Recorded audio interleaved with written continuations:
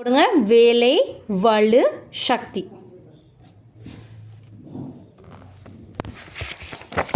வேலை வலு சக்தி.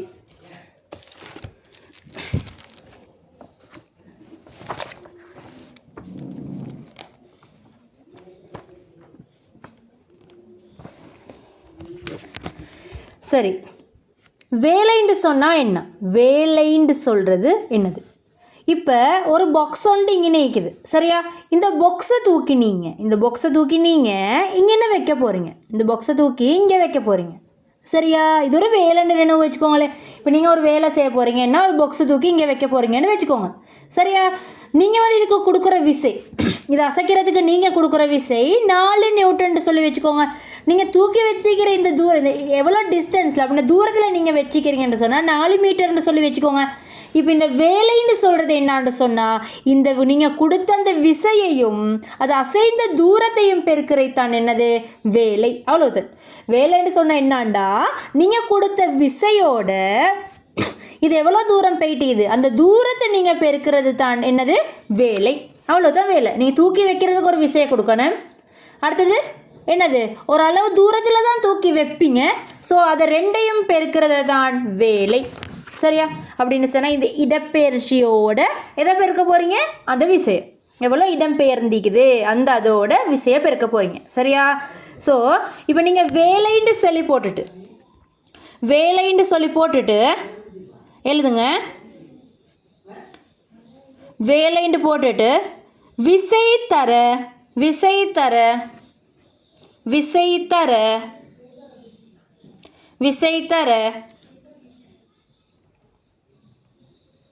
விசையின் திசை வழியே இடப்பெயர்ச்சி. விசையின் திசை வழியே இடப்பெயர்ச்சி. விசை தர விசையின் திசை வழியே இடப்பெயர்ச்சி.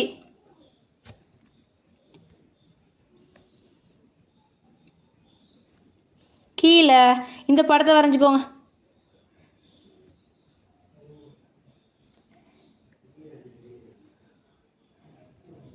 சும்மா இங்கே டி எழுத்தையும் இதுக்கு ஒரு எஃப்ன்ற விசையும் போட்டுக்கோங்க. இப்படி எரோ மார்க் கொண்டு போட்டு இங்கே எஃப்ன்ற சொல்லி போட்டுக்கோங்க. இந்த பொருள் இந்த இடத்துக்கு வந்திக்குது சரியா? இங்கே உள்ள பொருள் இந்த இடத்துக்கு வந்திக்குது. அது வாரத்துக்கு ஒரு தூரம் உண்டு. அப்படின்னா இந்த இடப்பெயர்ச்சியோட இந்த விசையை நீங்கள் பெருக்கிறது தான் வேலை. அவ்வளவுதான். இந்த படத்தை வரைஞ்சிட்டு என்ன இப்போ சமன் இது அழகு என்ன வைக்கும்? வேலை சமன் விசை தர பொருளை செய்த இடப்பெயர்ச்சி தானே. அப்போ இடப்பெயர்ச்சிக்கு மீட்டர்ன்ற அலகு, விசைட அலகு நியூட்டன், அதால் வேலைட அலகு நியூட்டன் மீட்டர். அலகுன்னு போட்டு நியூட்டன் மீட்டர்னு போடுங்க. அதோட இதுக்கு ஸ்பெஷலான ஒரு அலகுண்டிக்குது ஜூல். ஜே அலகுன்னு போட்டு நியூட்டன் மீட்டர் ஜூல்னு சொல்லி ரெண்டையும் போட்டுக்கோங்க.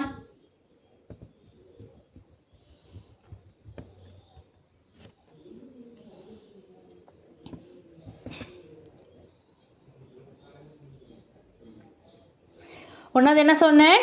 வேலைன்னு சொல்லி போட்டு விசை தர விசையின் திசை வழியே இடப்பெயர்ச்சின்னு எழுத சொன்னேன். அடுத்தது இந்த பாக்ஸை வரைஞ்சி இப்படி ஒரு எரோ மார்க் போட்டு எஃப் காட்டி இங்கே உள்ள தூரம் டின்னு சொல்லி எழுத சொன்னேன். அடுத்தது அலகுன்னு சொல்லி போட்டு எஃப் தர டின்னு போடுங்க. விசைக்கு நியூட்டன், இதுக்கு மீட்டர், அதால் நியூட்டன் மீட்டர் ஒரு அலகு. மெயினான சர்வதேச அலகு என்னன்னு கேட்டால் ஜூல். மெயினான அலகு ஜூல்.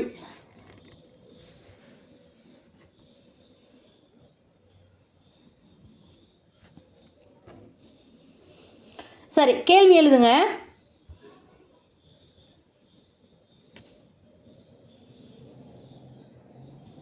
ஓர் 7 நியூட்டன் விசையை பிரயோகித்து ஒரு 7 நியூட்டன் விசையை பிரயோகித்து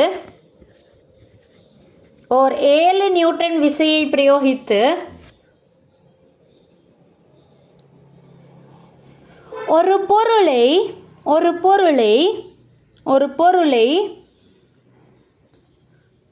பொருளை அவ்விசையின் திசை வழியே அவ்விசையின் திசை வழியே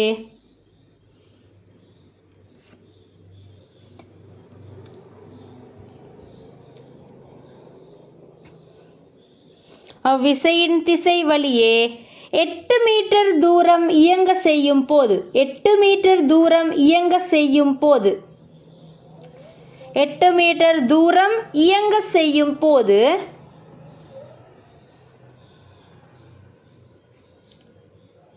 ஆற்றப்படும் வேலையின் அளவு ரெண்டையும் பெருக்கணும். சரி, இந்த அட்டவணையை நிரப்புங்க ஃபுல்லாக.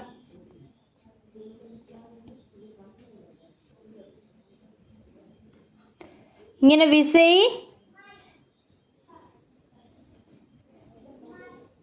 இங்கே அசைந்த தூரம், இங்கே விசை, இங்கே அசைந்த தூரம், இங்கே வேலை. விசை, அசைந்த தூரம், இங்கே வேலை.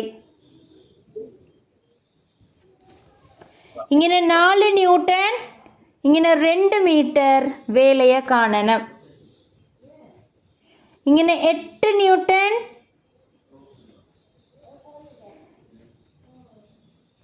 இங்கே 8 நியூட்டன்,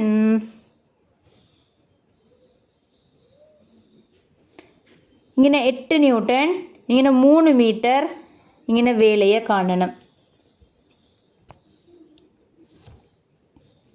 இங்கே 24 ஜூல், இங்கே கோடு, இங்கே 8 நியூட்டன். இது 3 காணுங்க.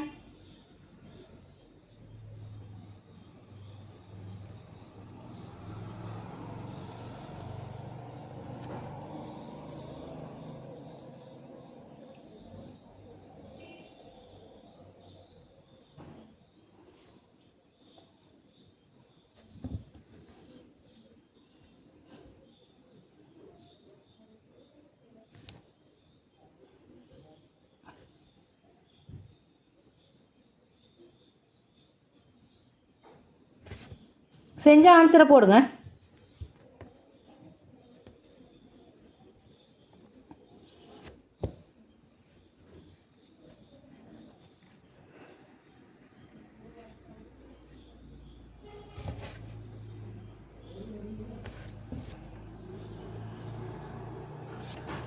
என்ன சமன்பாடு?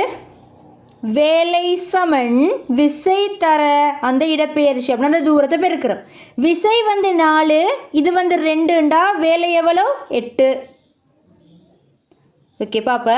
அடுத்தது விசை 3, இவர் இதுன்னு சொன்னால் 8னா 8 3 24. சரியா? அடுத்தது அடுத்தது என்ன வந்துச்சு? எங்கே எல்லாத்துக்கும் ஆன்சரும் வரல, எல்லோரும் ஆன்சர் போடுங்க. வேலை சமன் எஃப் தர டி தானே. அடுத்தையில பாருங்கள், விசை 8, தூரம் தெரியாதுக்கு அப்படியே டீண்டே போட்டுக்கிறேன். வேலை எவ்வளோ தந்திக்குது? 24 சொல்லி. Very good. சரியா? 24 தந்திக்குது. இங்கே பெருக்கப்பட்ட 8 சமனை தாண்டினால் பிரிக்கப்படும். 24 8ஆல் பிரிச்சிங்கன்னு சொன்னால் என்ன விட? 24 8ஆல் பிரிச்சா 3 மீட்டர் விடு. தூரம் கேள்வி, ஸோ கடைசிக்கு மீட்டர். சரி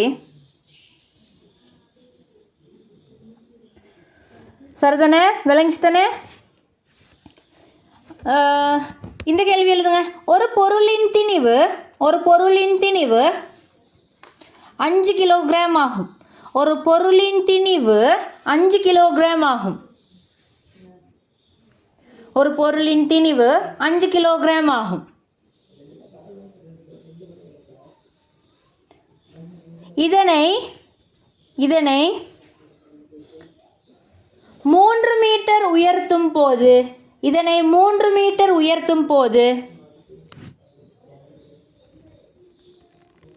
ஆற்றப்படும் வேலை இதை 3 மீட்டர் உயர்த்தும் போது ஆற்றப்படும் வேலை. இப்போ இங்கே திணிவு இது விசையொண்டி இல்லை, விசைக்கு மாற்ற என்ன செய்யணும், நிறைக்கு மாற்ற திணிவு எத்தனையால் பெருக்கணும், 10ஆல் பெருக்கணும்னு தெரிஞ்சுக்கணும். அது தெரியாமல் 13-15 போட்ட பிள்ளை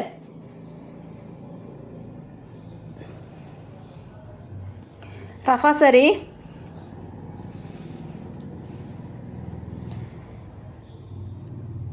வேலை சமன் விசை தர தூரம்.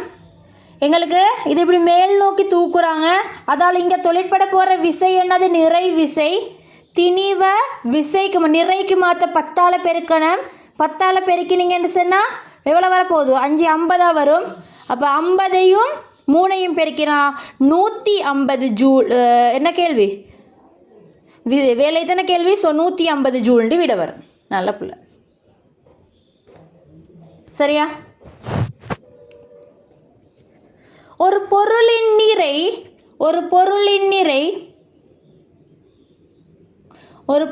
நிறை 7 நியூட்டன் ஆகும்.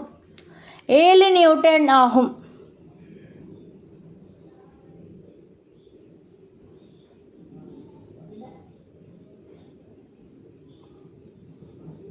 அதனை 3 மீட்டர் நிலைக்குத்தாக உயர்த்தும் போது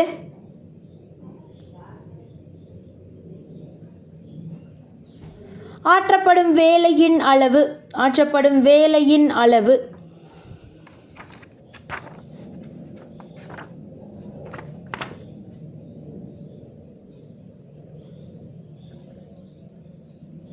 என்ன செய்யணும், 2ஐயும் பெருக்கணும், அவ்வளோதான். 7 3 21 ஜூல். சரி, அடுத்த தலைப்பு போடுங்க. சக்தி. அடுத்த தலைப்பு சக்தி.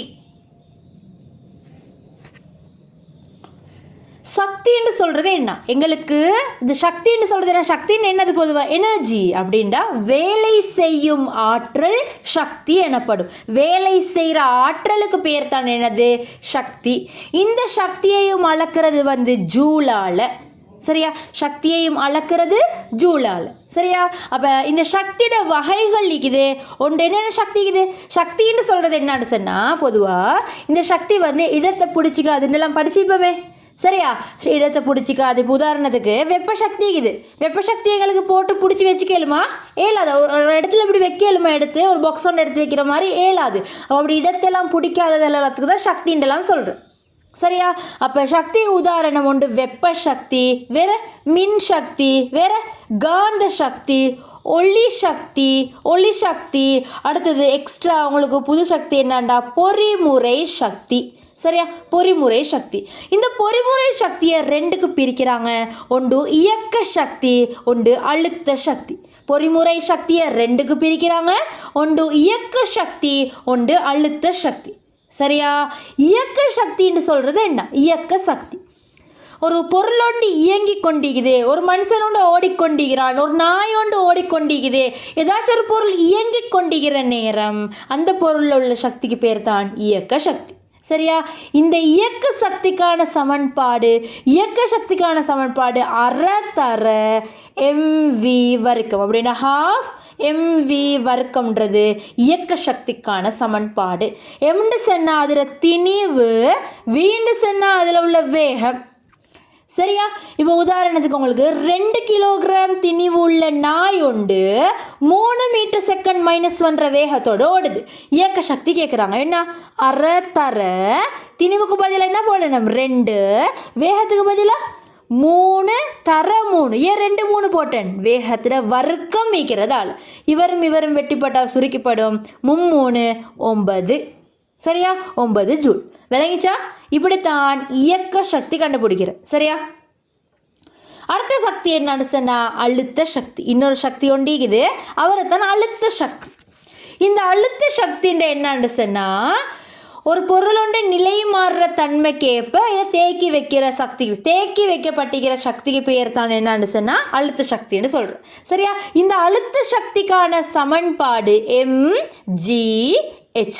எம்டா திணிவு, ஜீண்டா புவியீர்ப்பு ஆர்மோடு, எச்சுண்டா உயரம். இப்போ உதாரணத்துக்கு 2 கிலோகிராம் திணிவை 10 மீட்டர் உயரத்துக்கு உயர்த்துற நேரம் எவ்வளோ அழுத்த சக்தின்னு கேட்டால் திணிவுக்கு பதிலாக 2, இந்த ஜி உள்ள இடத்துல எப்பயுமே வரப்போகிற நம்பர் 10, உயரமே எவ்வளோ தந்திக்குது 10 தந்திக்குது.